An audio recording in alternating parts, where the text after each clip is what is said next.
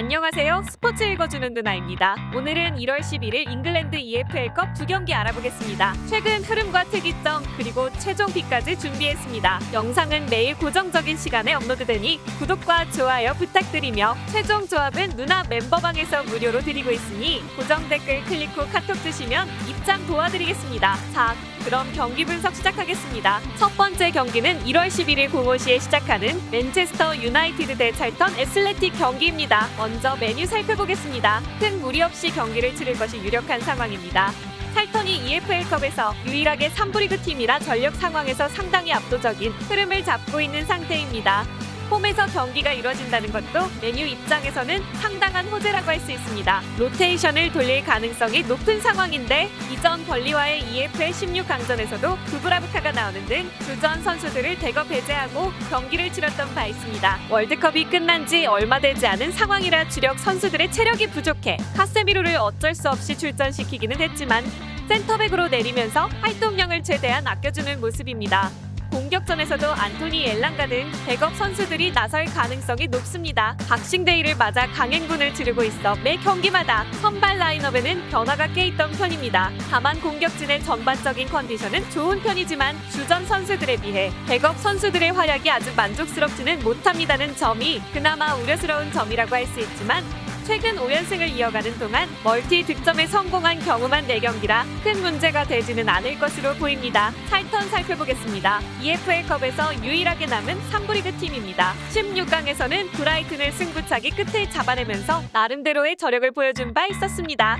다만 해당 경기에서도 상대에게 점유율을 77%나 내주는 등 경기 주도권을 완벽히 내주는 모습을 보여주었고 철저하게 수비와 역습 중심으로 경기를 풀어나가야 했습니다. 역습의 날카로움도 뚜렷하게 장점을 드러냈다고 보기는 어려웠는데 슈팅을 7개 밖에 만들어내지 못했을 뿐만 아니라 박스 바깥에서 시도했던 슈팅이 4개로 더 많았습니다. 3선 아래의 안정감이 이제는 궤도에 오른 메뉴를 상대로는 변변한 찬스를 만드는 것조차 어려울 수 있는 상황입니다. 올 시즌 리그에서 보여주고 있는 실점률은 좋지 못하지만 리그에서는 라인을 높이면서 수비적인 리스크를 꽤 감수하고 있음을 감안해야 할 것입니다. 상대적으로 우세한 전력의 팀을 상대로는 라인을 완벽하게 내리고 보수적으로 운영을 하고 있는 상황이라 브라이튼을 상대로도 박스한 진입을 최대한 막아내는 모습을 보이기도 했습니다. 브라이튼과의 경기에서도 실점은 PK로 내준 한 골에 그쳤던 상태입니다. 맨유의 공격력이 꽤 괜찮다는 점은 감안해야 하나 실점의 폭이 크지는 않을 수 있습니다. 최종 코멘트는 이렇습니다. 맨유의 승리를 점칠 수 있습니다.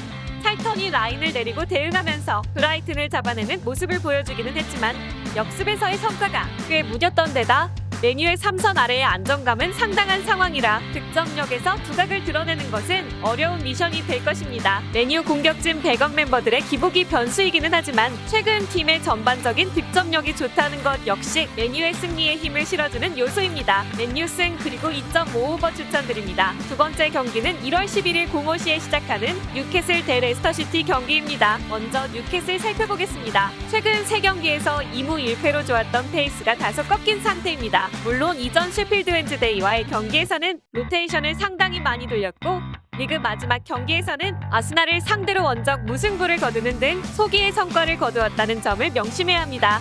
뉴캐슬의 수비력은 상당히 좋은 편입니다.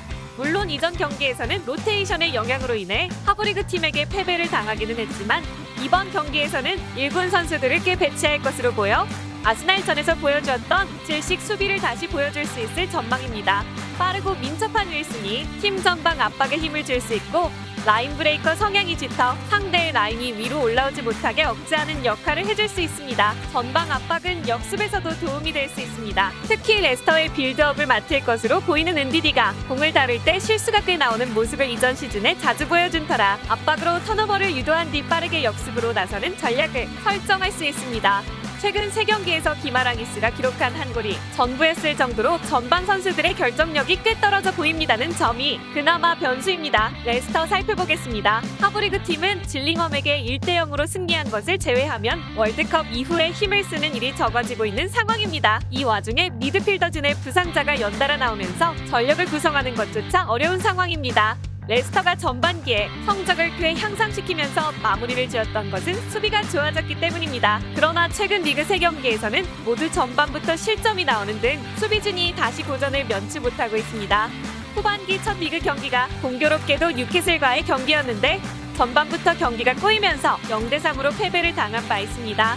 하스가 적극적인 수비로 하프라인에서 상대의 공격을 미리 차단하는 모습을 보여준 바 있기는 했지만 박스 안에서는 이것이 독이 되면서 자책골이 2번이나 나오면서 예기치 못한 실점이 나오기도 했습니다. 수마레의 결장으로 인해 빌드업에서 실수가 나올 가능성이 높아진 상황입니다. 은디디가 수마레 대신 출전하면서 수비와 볼 배급을 맡을 가능성이 높아졌는데 수비에서는 어느 정도 밥값을 해줄 수 있는 선수지만 이전 시즌부터 빌드업에서 불안한 모습을 보여주는 경우가 잦았습니다. 선수비 후역습으로 점유율에 큰 비중을 두지 않는 플랜으로 전환하기는 했으나 은디디의 기용으로 인해 후반 빌드업에서 처음부터 제약이 생기는 상황을 좋게 보기는 어렵습니다. 최종 코멘트는 이렇습니다. 뉴캐슬의 승리가 유력합니다. 이번 경기에서는 분위기 반전을 위해 주전 선수들이 대거 출전할 가능성이 높은 상황이고 레스터 빌드업의 핵인 수마레의 결장으로 인해 레스터 빌드업의 제약이 크게 생긴 상황입니다. 월드컵 브레이크 이후에는 레스터의 나름 견고했던 수비진도 전반부터 실점이 나오는 등 부진한 상황입니다. 뉴캐슬 승 그리고 2.5오버 추천드립니다. 오늘은 이렇게 잉글랜드 EFL컵 2경기 알아봤는데요. 경기 분석은 배팅에 있어 최선의 전략이며 100% 일치할 수는 없습니다. 때문에 좋은 경기를 선별해 최종 조합을 맞추는 것이 노하우입니다. 고정 댓글 참고하시면 오늘 주력 조합 받아보실 수 있으며 영상이 도움되셨다면 구독과 좋아요, 알림 설정까지 부탁드립니다. 시청해주셔서 감사합니다.